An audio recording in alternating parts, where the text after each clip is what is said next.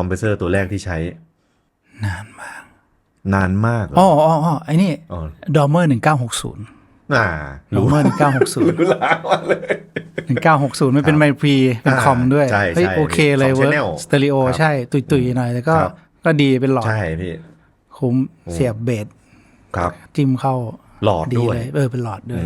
แต่ คุ้ม มันหลอดเฉพาะ PM หรือเปล่า ใช่ พี่ ทั้งหมดนะ ตัวอ๋อ ก่อน แล้วก็ภาคปี ใช่ เอาพุทมันหรือเปล่า ภาค output ด้วยใช่ แต่ว่าตัวคอมอ่ะไม่ใช่ ใช่ครับ ตัวคอมมันเป็น เป็น อีกประเภทหนึ่งอะไรไม่รู้ เฟดมั้งจะไม่ผิดไม่แน่ใจไม่เคยเปิดดู ครับ ไม่ได้ศึกษาเลย